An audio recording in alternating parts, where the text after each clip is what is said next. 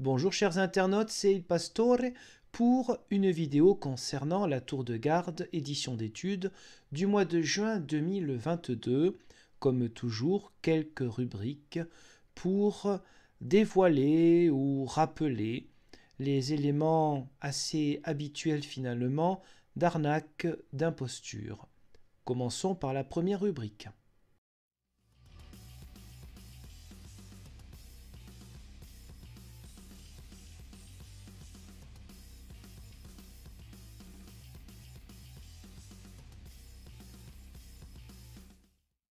La revue du mois de juin 2022 porte sur la question du pardon notamment. Page 3, paragraphe 7 extrait. La Bible parle de nombreux personnages à qui Jéhovah a pardonné des péchés graves. Éphésiens 4, 32. Donc dans Éphésiens 4, 32, il n'y a pas de Jéhovah comme d'habitude dans le Nouveau Testament. Il suffit de regarder en grec et nous allons regarder ensemble quel mot est utilisé. Dans Éphésiens 4, verset 32, en grec, on a comme Dieu en Christ vous a fait grâce, vous a pardonné. Donc c'est Théos en Christo, Dieu en Christ. Ça ne ressemble pas vraiment à un Jéhovah. Page 5, au paragraphe 12, extrait. En d'autres termes, nous bénéficions de la tranquillité d'esprit et d'une bonne conscience. Seul le pardon qui vient de Jéhovah lui-même peut procurer un tel bien-être.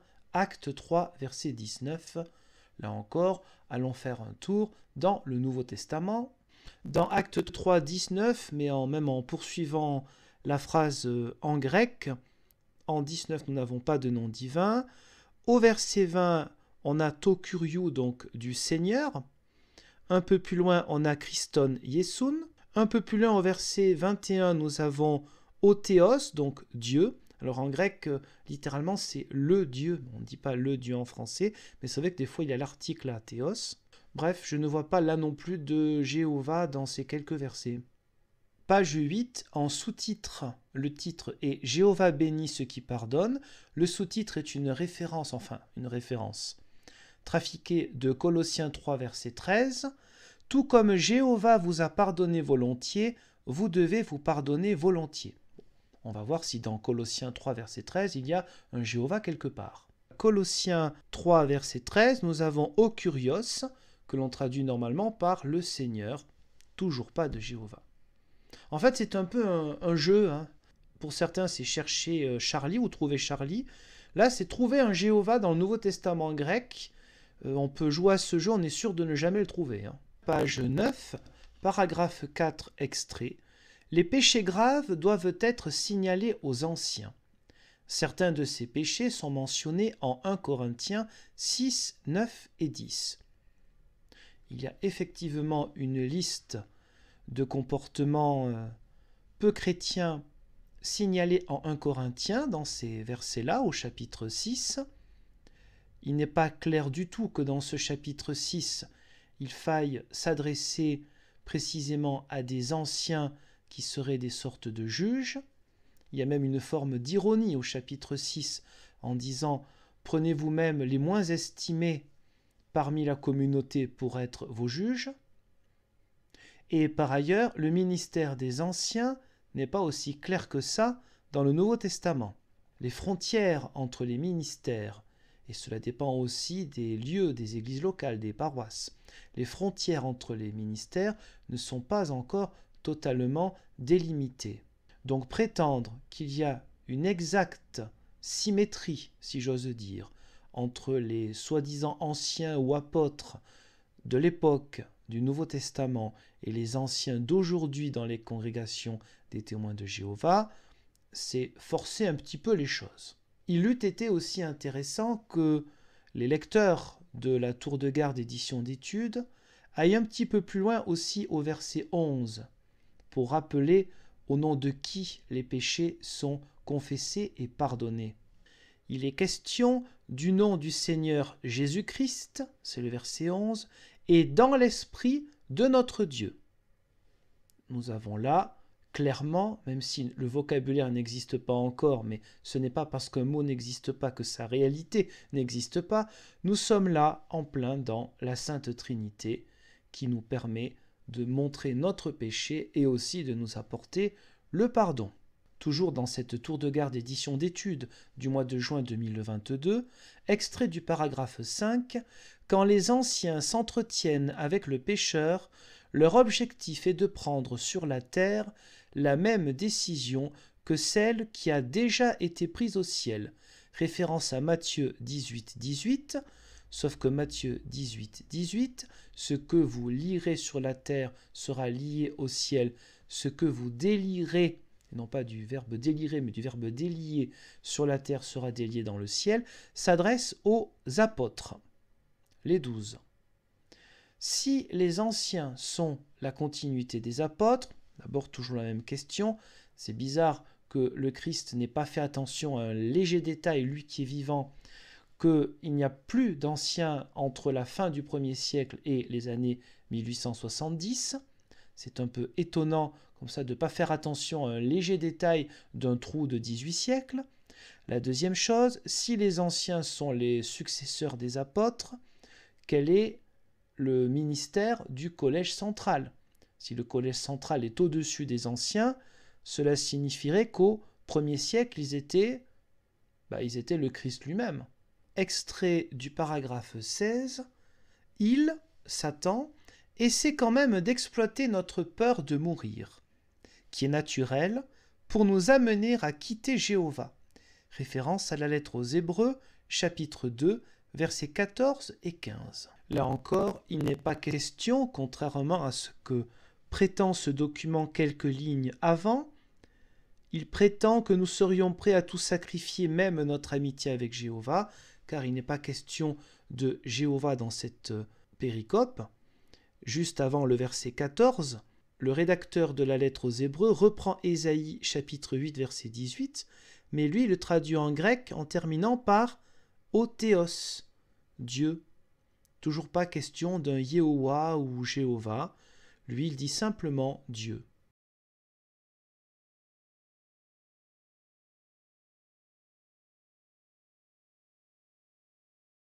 Mais il s'agit toujours de transformer les choses et de cristalliser sur un nom que plus personne n'utilise depuis longtemps toute l'assemblée des vrais, ceux qui doivent tout sacrifier, non pas pour un Jéhovah mais pour le collège central, et on utilise des textes bibliques pour légitimer cet esclavage-là. Rubrique numéro 2.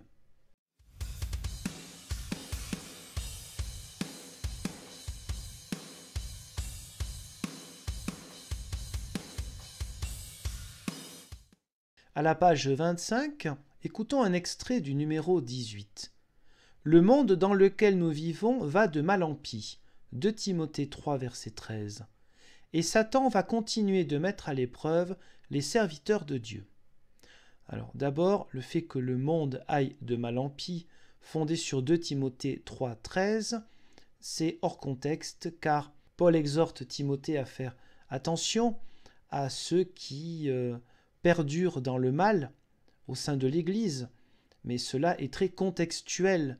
Donc considérer que ce verset s'adresse au monde de l'an 2022, ce n'est pas simplement exagéré, c'est de la manipulation habituelle, comme font toutes les sectes. Il faut toujours faire peur pour inciter à avoir peur de l'extérieur et à bien rester dans la secte.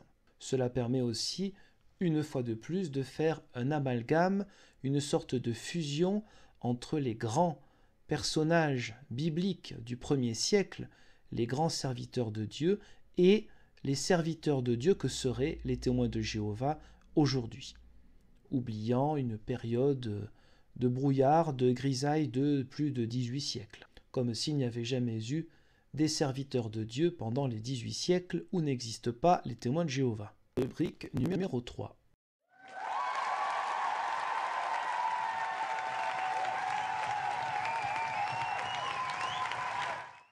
Page 15, extrait du paragraphe 7. De plus, nous qui sommes chrétiens, nous faisons partie de la famille de Dieu. Il est important toujours de rappeler que les membres de la secte font partie des meilleurs pour alterner comme toujours la carotte et le bâton. Le bâton, c'est la peur du diable, et puis la carotte, c'est vous faites partie des meilleurs, on vous donne un petit sucre.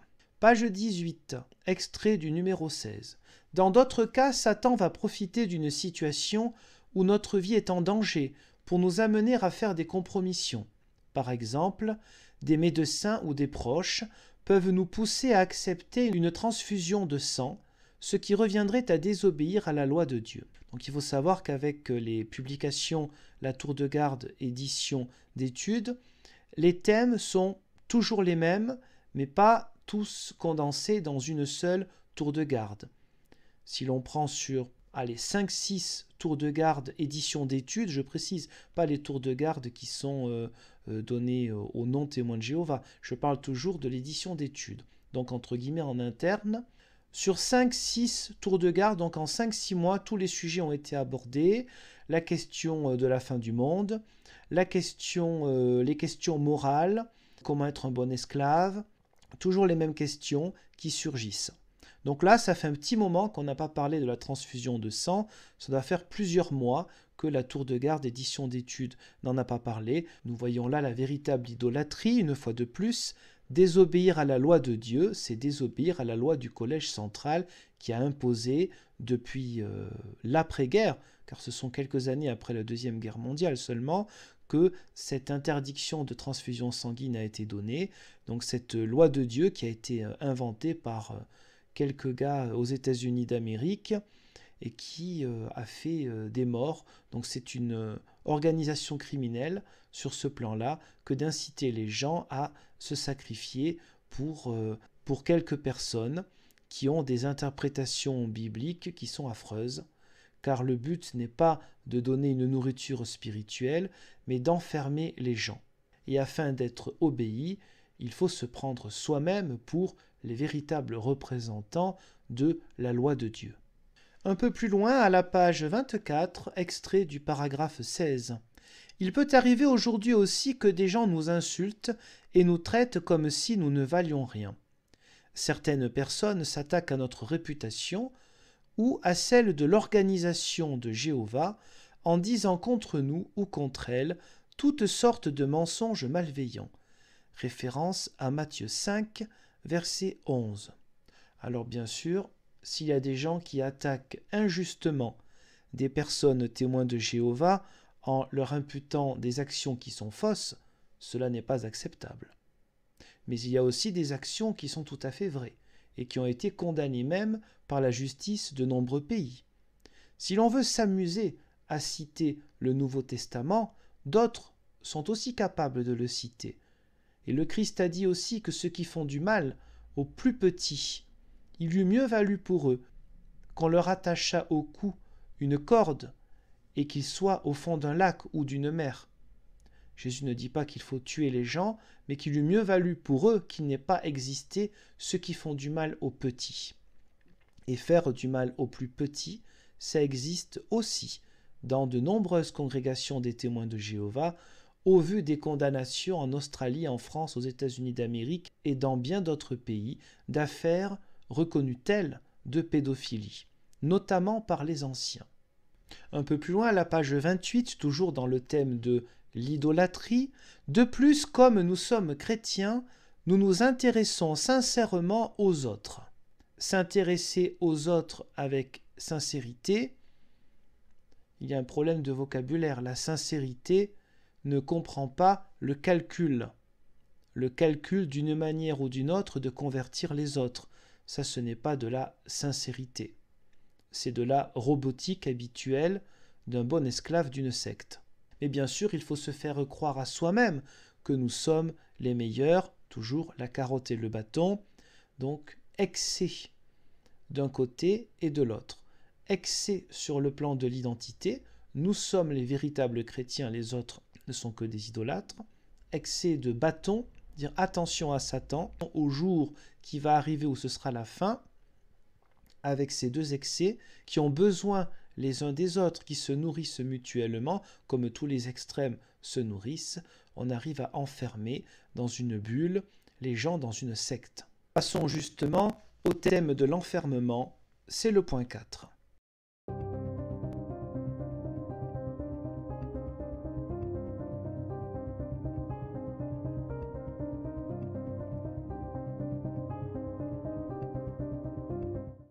Page 14, premier paragraphe extrait. Nestor et Maria voulaient s'installer là où il y avait besoin de davantage de proclamateurs. Pour cela, ce couple devait accepter de vivre avec moins. Mais ils avaient peur qu'en changeant de niveau de vie, ils ne seraient plus vraiment heureux. Donc là, dans l'enfermement, c'est habituel. Sur les questions financières, matérielles, qui sont quand même importantes malgré tout, la seule peur légitime quand vous faites partie d'une secte, c'est la peur de l'extérieur, ne pas écouter les autres. Alors évidemment, il ne s'agit pas de tomber dans un autre extrême et d'être un mouton de Panurge, certainement pas.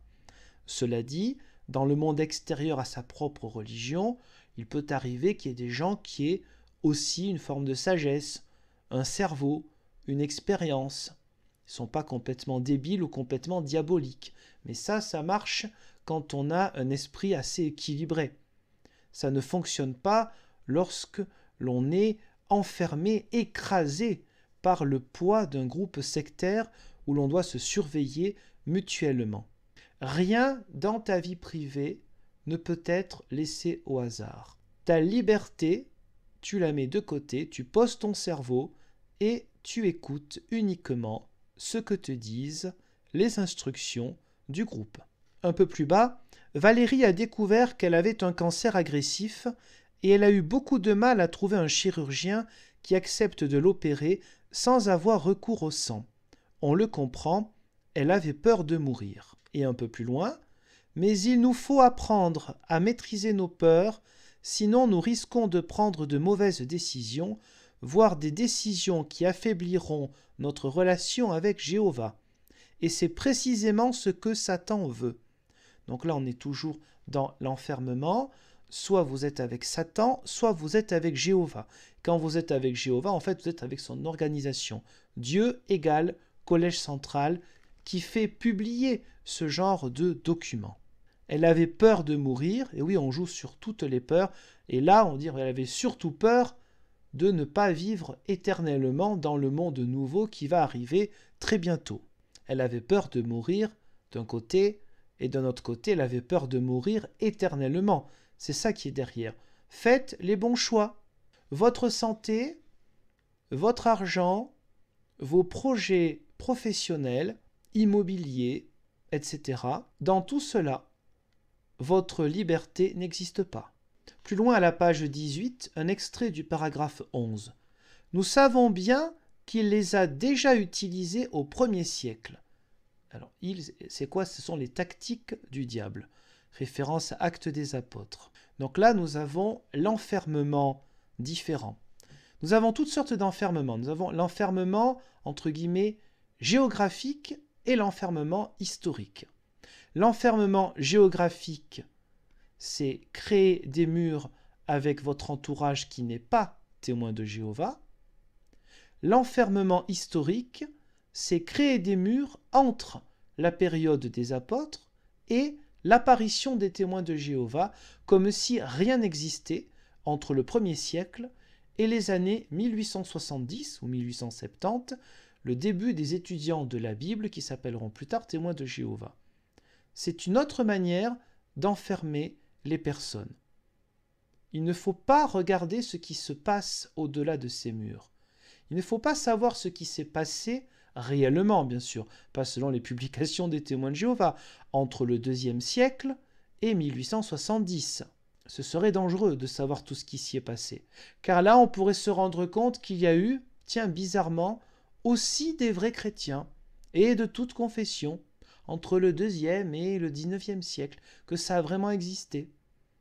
De même, créer des murs, s'enfermer, sur le plan financier, on l'a vu tout à l'heure, il ne faudrait pas trop gagner sa vie et avoir des tentations d'utiliser son argent qui, en fait, pourrait être utilisé pour la congrégation, et son temps qui pourrait être utilisé pour la congrégation. Donc l'enfermement n'est pas simplement géographique, environnemental, si j'ose dire, l'enfermement existe aussi au niveau du temps. Il se concentre sur le passé, qui est véritablement intéressant à partir de l'existence des témoins de Jéhovah. Il se concentre sur le présent, enfermé au sein de la secte. Il se concentre sur l'avenir, qui ne peut être que la fin du monde. Un peu plus loin, à la page 19, extrait du numéro 19. « Très bientôt, Jéhovah ordonnera à Jésus et à ses co-dirigeants de détruire les œuvres du diable. » 1 Jean 3,8. Alors les serviteurs de Dieu n'auront rien à craindre et n'auront aucune raison d'être terrifiés. Isaïe 54, 14, Michée 4, 4. Mais en attendant, nous devons tout faire pour surmonter nos peurs. Nous devons tout faire, traduction, pour avoir peur de ne pas tomber dans la tentation de sortir de la secte, puisque c'est maintenant que vraiment il va se passer quelque chose. Ça fait depuis 140 ans et un peu plus qu'il doit se passer quelque chose et qu'il joue là-dessus. Attention, soyons clairs, dans la foi chrétienne, le retour du Christ fait partie de la foi chrétienne. Mais on ne joue pas là-dessus pour faire peur. Tous ceux qui jouent là-dessus pour faire peur, et il n'y a pas que chez les témoins de Jéhovah, tous ceux qui jouent là-dessus sont eux aussi dans un fonctionnement sectaire. Ce n'est plus la grâce de Dieu qui est première, mais la peur du jugement de Dieu, ce qui n'est pas le centre du message de l'Évangile. À la page suivante, à la page 20, dans l'aperçu, à gauche, si nous montrons par nos actions que nous sommes absolument convaincus, c'est que nous faisons partie de ceux qui espèrent en Jéhovah. Donc encore des tournures de phrases bien alambiquées, mais qui ne trompent personne lorsque l'on est en dehors de l'enfermement sectaire. Continuez à être bien soumis, et comme ça, nous qui faisons partie des témoins de Jéhovah, nous vous regardons comme des vrais. Au moindre problème, méfiez-vous, il ne faudrait pas qu'il y ait quelques doutes quant à votre comportement, quant à votre pensée, quant à votre vie quotidienne, si vous êtes vraiment des vrais témoins de Jéhovah. Plus loin, aux pages 24 et 25, au paragraphe numéro 16, la suite de ce que je lisais tout à l'heure, quant à la question de l'idolâtrie, sur le fait d'attaquer les témoins de Jéhovah par toutes sortes de mensonges malveillants. Ne prêtons donc pas attention aux calomnies des ennemis de Dieu. La famille de James, un frère de Turquie, a traversé des situations très difficiles. Il explique: on s'est rendu compte que quand on prêtait attention aux mensonges qui étaient dits sur les serviteurs de Dieu, ça nous décourageait. On a alors fixé nos pensées sur l'espérance du royaume et on est resté actif au service de Jéhovah. Ça nous a permis de garder notre joie. Oui, comme Job, écoutons Jéhovah et ne laissons pas les mensonges de nos ennemis nous faire perdre espoir. Donc là, dans l'enfermement, il y a le tri qui est fait pour vous, à votre place, de ce qui est dit sur vous ou votre organisation de l'extérieur. Ce qui vient de l'extérieur ne peut être que mensonge et calomnie.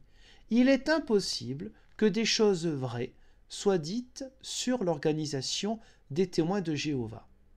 Ça, c'est l'enfermement qu'opère pour les témoins de Jéhovah ce genre de textes qu'ils sont censés travailler ou méditer. Si on peut méditer sur ce genre de choses qui n'est qu'un rabâchage et du rabaissement à la fois de l'intelligence, de la liberté, de la spiritualité et bien sûr une forme blasphématoire d'utilisation des versets bibliques. Donc vous voyez encore une autre forme d'enfermement, pas seulement géographique, notre environnement, pas seulement historique, le passé, le présent et l'avenir. Là, vous voyez qu'il est enfermé dans l'avenir. On a alors fixé nos pensées sur l'espérance du royaume. C'est un enfermement accepté, intégré sur ce que signifie l'avenir, c'est-à-dire la fin du monde. Il faut se fixer là-dessus. Pas sur les calomnies de l'extérieur. Et donc, vous avez un autre enfermement qui est le tri que l'on fait pour vous de ce qui est dit sur vous de l'extérieur. Passons maintenant à la rubrique numéro 5.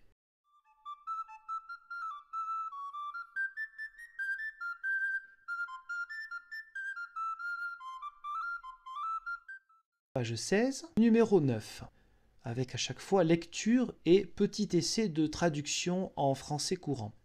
Nestor et Maria vivaient en Colombie, où ils menaient une vie confortable.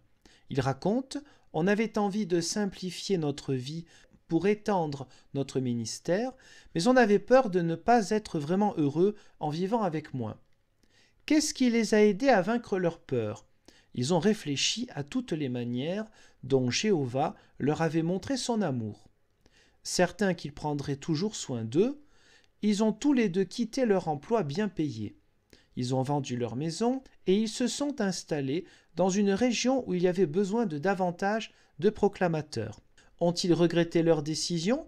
Nestor répond « On a pu constater à quel point Matthieu 6, 33 dit vrai. On n'a jamais manqué de rien et en fait, on est plus heureux aujourd'hui. » Traduction, Nestor et Maria, qui sont censés être ton exemple, à toi, témoin de Jéhovah qui lit cette tour de garde, édition d'études, te montrent que, depuis le départ, ils sont de bons esclaves et ils te montrent ce que toi tu dois faire. Quand ils disent qu'ils ont réfléchi à toutes les manières dont Jéhovah leur avait montré son amour, ils sont eux aussi très enfermés, car il semble qu'il soit impossible que Dieu puisse montrer son amour à des gens qui gagnent bien, ou normalement, je vais dire, leur vie sur le plan financier. Depuis quand gagner bien sa vie signifierait forcément être rejeté de Dieu ou ne pas être béni par Dieu. L'argent que l'on peut gagner en plus peut être utilisé aussi pour des œuvres caritatives, pour le partage. Cela peut être une bonne chose, mais en faisant cela, cela prend du temps, vous avez moins de temps pour consacrer à l'esclavage qui est le fait d'être membre d'une secte.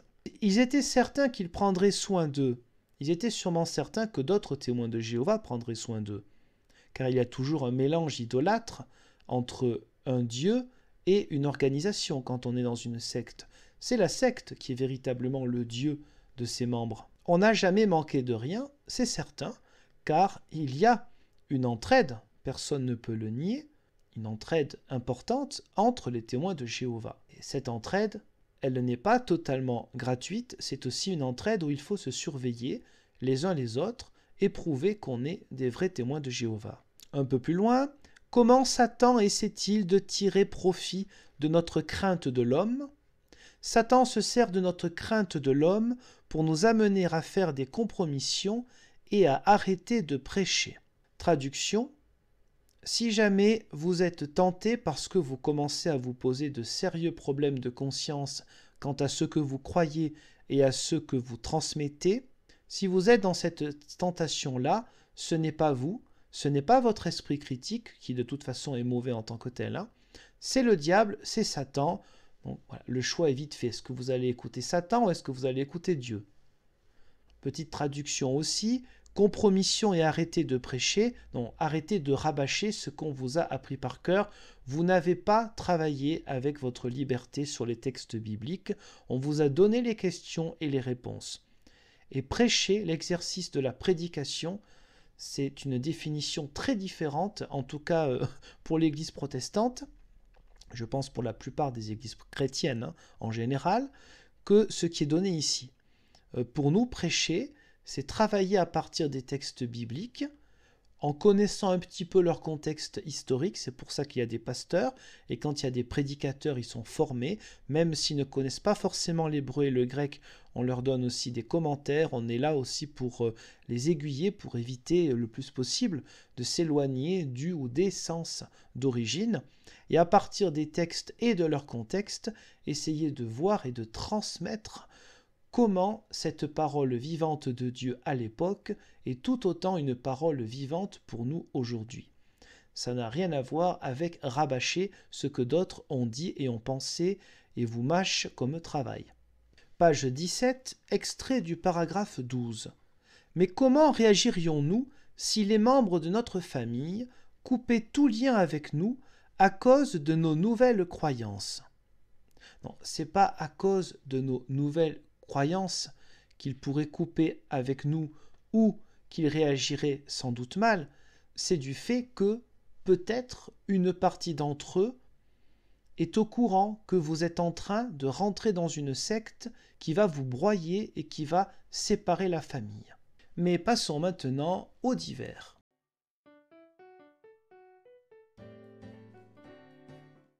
Paragraphe 9.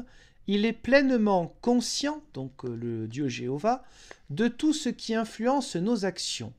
Deux points, notre patrimoine génétique, notre éducation, le milieu dans lequel nous vivons, ainsi que notre état psychique et affectif. Alors, utiliser ce vocabulaire, c'est bien sûr se moquer du monde. Pourquoi est-ce que j'affirme cela? Le patrimoine génétique, il est connu grâce à des gens qui ont fait d'énormes études et qui, avec le temps, ont permis à la science d'avancer. Heureusement que le monde entier n'est pas témoin de Jéhovah, car dans ce cas-là, il n'aurait pas pu faire des études et on ne saurait rien du patrimoine génétique. Pour ce qui est de l'état psychique, c'est la même chose. Impossible d'en connaître plus lorsqu'on vous incite à avoir un métier où vous pouvez vivre juste ce qu'il faut côté financier et surtout passer du temps pour être un bon esclave de la congrégation. Donc, merci au monde de Satan qui permet d'éclairer la révélation divine directement donnée au collège central pour leur dire ce que connaît Jéhovah, ce qu'il sait sur nous, sur nos influences avec le patrimoine génétique, notre état psychique. Merci au monde de Satan, il est quand même bien utile de temps en temps. Un peu plus loin, au numéro 11, les rédacteurs des Écritures hébraïques reconnaissaient que le pardon de Jéhovah est unique en son genre. Dans certains cas, ils ont employé un mot hébreu qui, selon un spécialiste de la Bible, est toujours utilisé pour désigner le pardon que Dieu accorde à un pécheur, mais jamais le pardon qu'un humain peut accorder à un autre humain, pardon qui est d'un autre genre et d'un degré bien inférieur. Alors quel est ce spécialiste de la Bible? C'est un certain Baker Girdlestone, l'accent est pourri, Synonyms of the Old Testament, édité chez James Nisbet & Co., 1897. Donc là, nous avons ces petites fantaisies de temps en temps.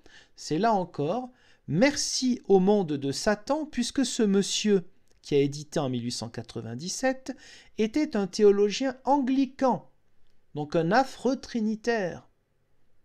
Mais il n'y a pas de problème à utiliser un affreux trinitaire membre du monde de Satan lorsqu'il s'agit de bouquins de théologie qui datent du début de l'époque des témoins de Jéhovah. C'est très intéressant de remarquer ça.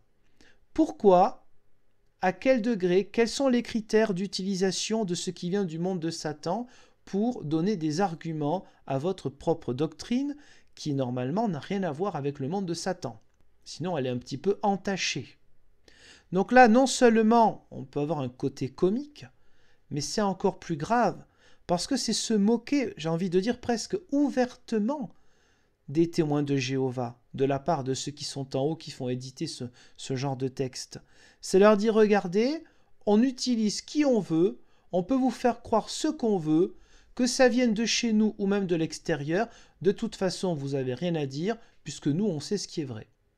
Voilà, donc on prend du monde de Satan, on prend de Babylone la Grande, comme ils le disent eux-mêmes, dans leur doctrine, Babylone la Grande, dans le livre de la Révélation de l'Apocalypse, pour eux ce sont les fausses religions, c'est-à-dire tous les croyants dans le monde entier qui ne sont pas témoins de Jéhovah. Eh bien, il n'y a pas de problème à utiliser Babylone la Grande, de temps en temps, avec des extraits d'éminents spécialistes de la Bible. Dans ce cas-là, qu'ils soient clairs avec eux et qu'ils disent « Merci à Satan qui nous aide de temps en temps ». Page 15, au numéro 4, nous devons tous être persuadés que Jéhovah nous aime.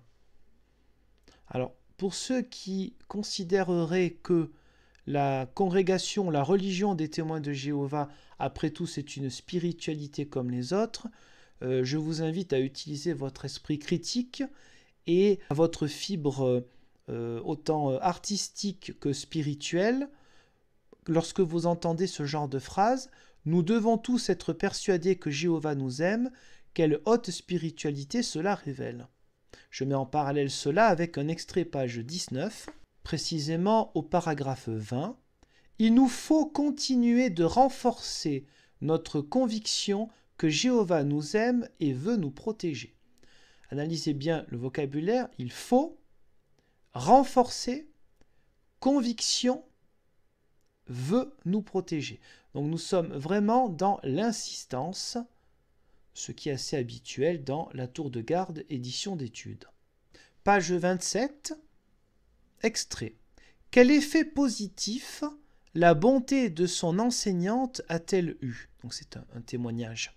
Anne répond: j'ai ensuite pu me concentrer sur ce que j'apprenais. Donc là, il s'agit d'un témoignage d'une personne qui évoque l'enseignement qu'elle a reçu par une autre personne, témoin de Jéhovah. L'effet positif, la bonté de son enseignante. Quel est cet effet positif? C'est assez étonnant qu'il n'y ait pas comme réponse « Cela m'a donné envie d'être bon envers les autres ». Non. J'ai ensuite pu me concentrer sur ce que j'apprenais. Donc voilà le fruit de la bonté, se concentrer sur un apprentissage. Alors que cela aide à se concentrer, pourquoi pas, mais me semble-t-il, l'idéal serait plutôt de prendre exemple sur le comportement plutôt que sur un aspect qui devient très mécanique et où, une fois de plus, l'esprit critique, eh bien, vous pouvez toujours le chercher, non, vous l'avez laissé loin derrière vous. Et concluons par un deuxième exemple de moquerie des témoins de Jéhovah en leur inculquant des enseignements du monde de Satan. Page 30, un exemple repris par le théologien Emil Schürer d'après un extrait de son livre Geschichte des jüdischen Volkes im Zeitalter Jesu Christi, édité chez Hinrichs en 1901. Qui est Emil Schürer? Un théologien protestant allemand. Bon, vous avez compris que, vu le titre, c'était pas de l'italien ou du japonais. Voilà, un théologien protestant allemand mort au début du XXe siècle. Lorsqu'il s'agit du monde de Satan à l'époque de Russell, le fondateur des étudiants de la Bible, plus tard appelé témoins de Jéhovah, il n'y a pas de problème. On peut utiliser le monde de Satan parce que ça fait loin, je ne sais pas. Je ne sais pas quel est le critère, en quoi le monde de Satan d'il y a plus de 100 ans est meilleur que le monde de Satan d'aujourd'hui. Pourquoi est-ce qu'on l'utilise? J'ai du mal à comprendre.